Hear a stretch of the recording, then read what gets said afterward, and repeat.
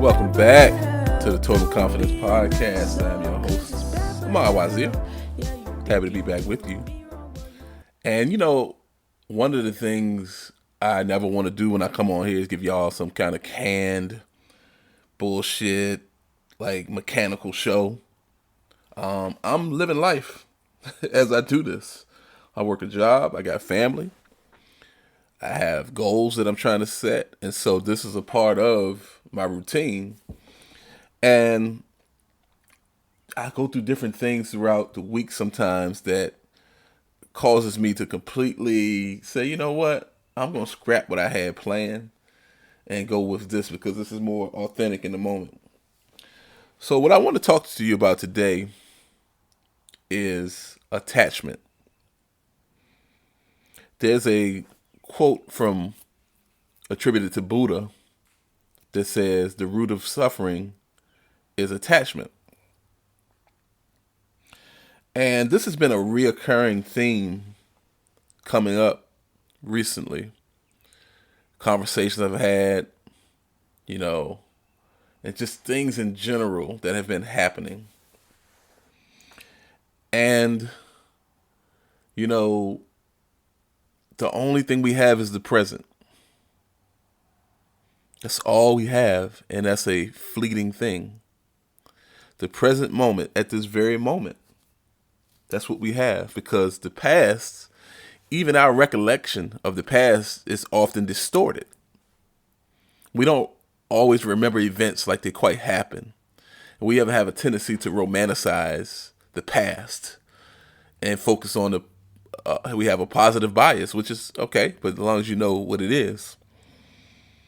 But life is a ever-flowing thing. One of my favorite quotes is attributed to Muhammad Ali. I don't know if he said it or not, but a man that sees the world the same at 50 that he did at 20 has wasted 30 years of his life. Life is fluid.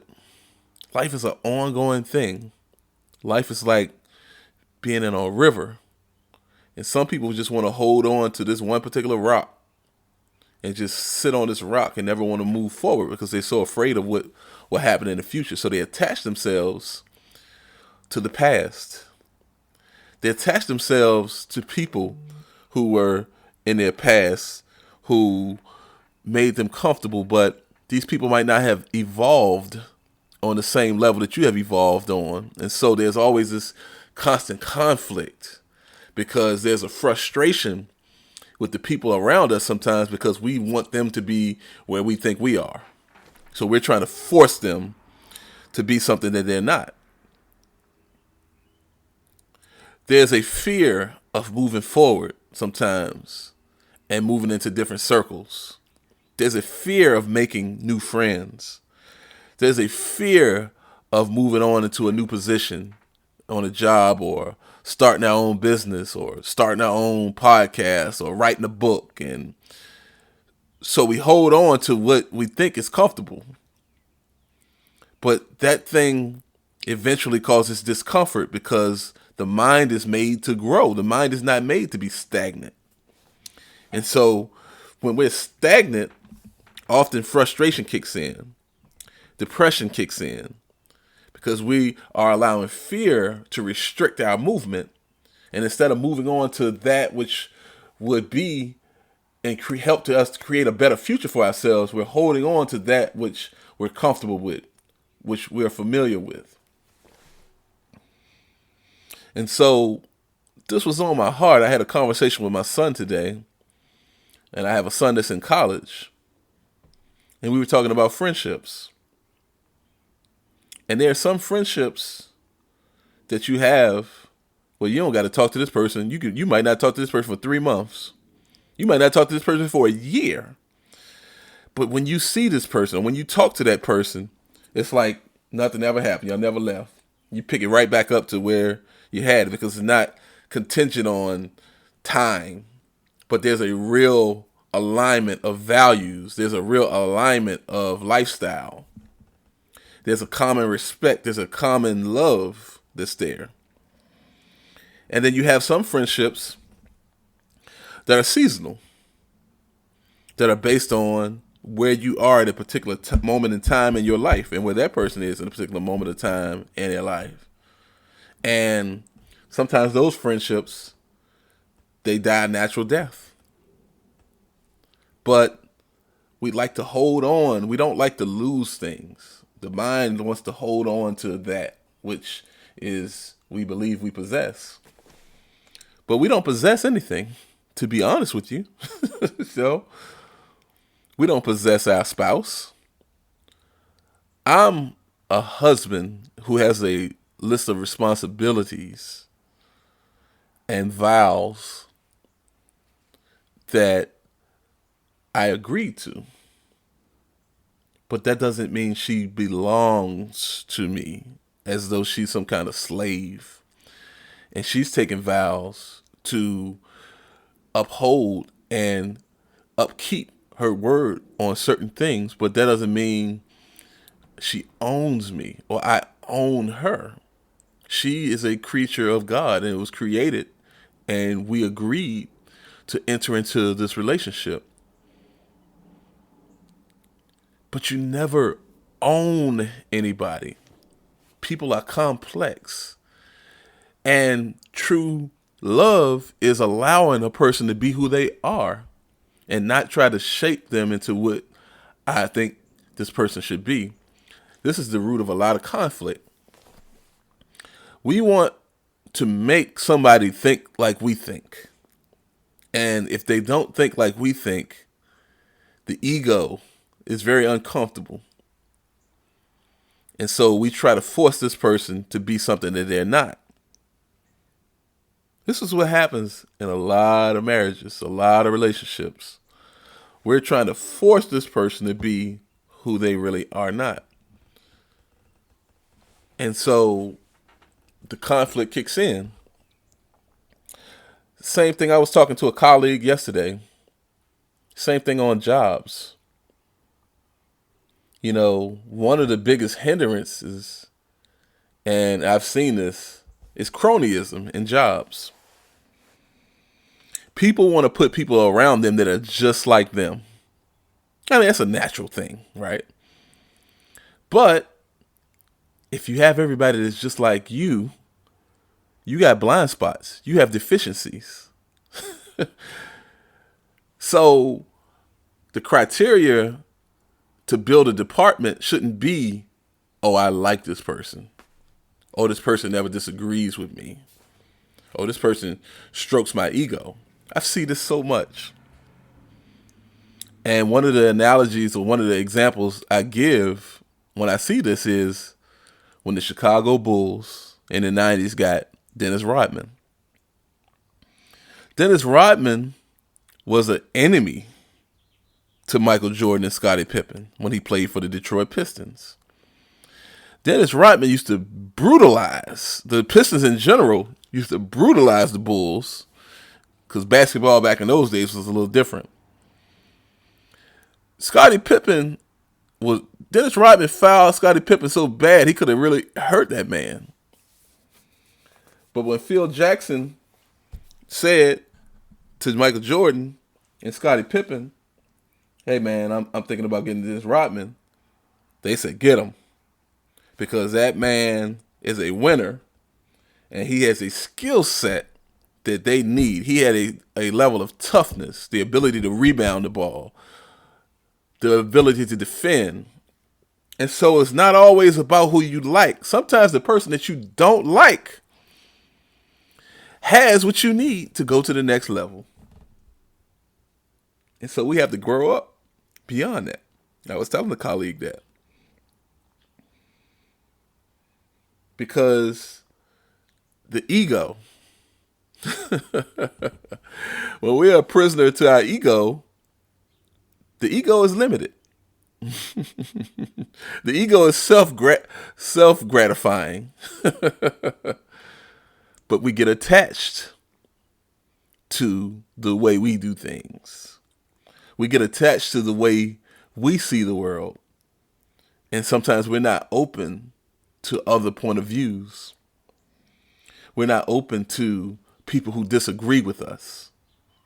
So again, there's a lack of growth because you need conflict for anything to exist. I'm going to say that one more time. You need conflict. You need polarity. You need opposites in order for life to exist. You know, and I'm going to say something. A lot of times we've been so shamed through our parents, maybe through our religion, that we ignore our shadow, because we all have a shadow. We all have a dark side.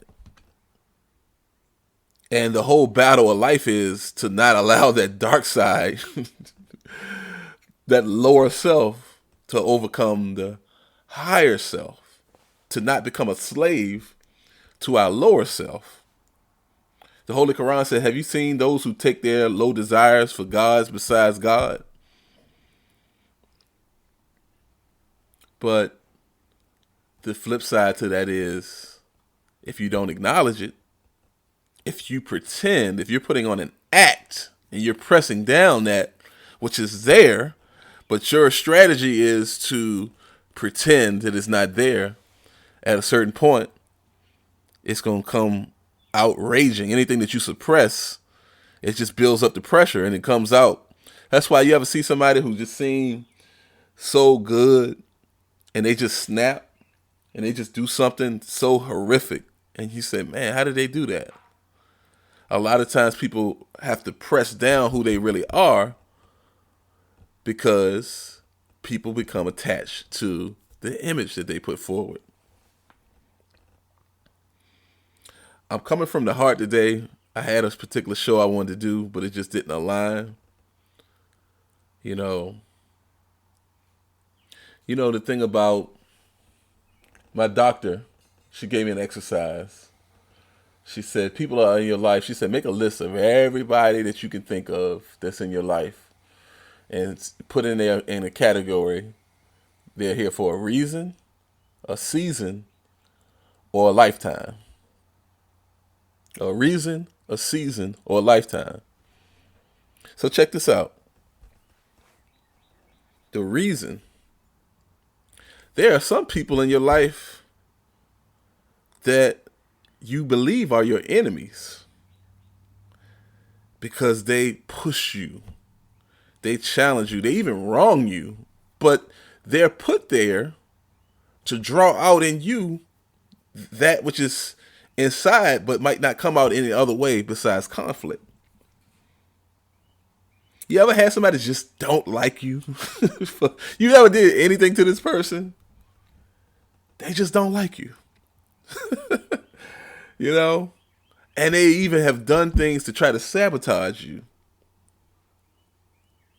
But they're there, this is my point of view, for your benefit. You know, I read in a book called Closing the Gap by Jabril Muhammad, and he's interviewing the Honorable Minister Louis Farrakhan. And they were talking about difficult people. And Minister Farrakhan said, it's better to be the wood than the sandpaper.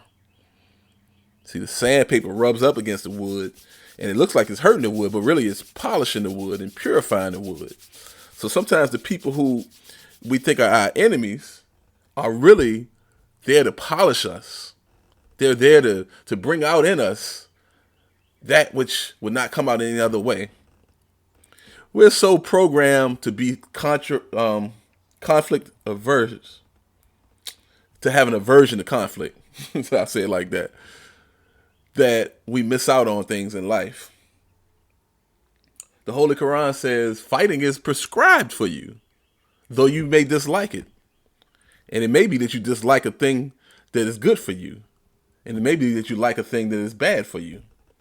It said fighting is prescribed for you. Life is conflict.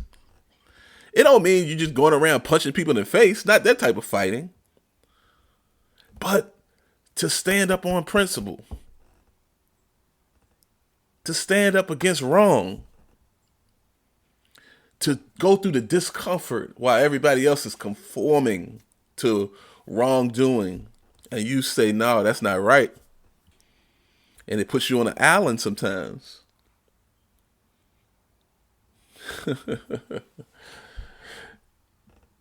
But I want to talk about attachment.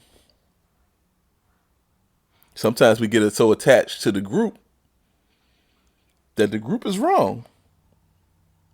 But I don't want any discomfort. I want to maintain my status. And so it never fails. You see people who know things are wrong and they go along with it because they don't want any personal discomfort, and they sell themselves out for the group. You know, the Holy Quran says, bear witness against the truth, even if it's against yourself. But power is one thing, man. It's very difficult as we are social creatures that when the group, the influential people in the group can manipulate a whole group against a certain person and alienate that person. And even the people that person thought were their friends, they have to make a decision. And they go along with the group.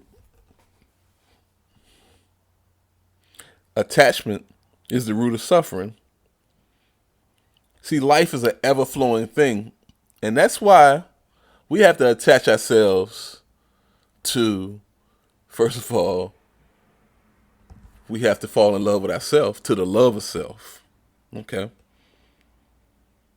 We attach ourselves to other people, then they can define us. And we take on their point of view a lot of times. You know, I don't come to promote religion, but I'll say it like this. You have to attach yourself to God, to that divine force, whatever you call that divine force, that creative force that created you and me and the universe that we're in. Because that force will always be with you. As long as you got life in you, people come and go. You know, you got friends that you thought y'all would be friends forever. To quote Gil Scott-Heron on a song called Speed Kills, friends you thought you'd never lose melted from your style. Friends that you just thought, because the mind gets attached, we want to hold on to that which feels good.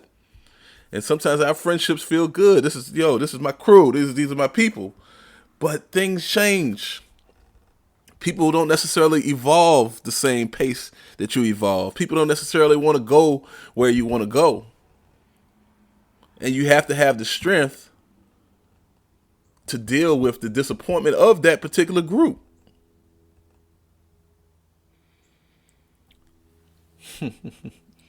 So I'll bring this to a conclusion and talk about my life. I'm starting to realize I don't own anything.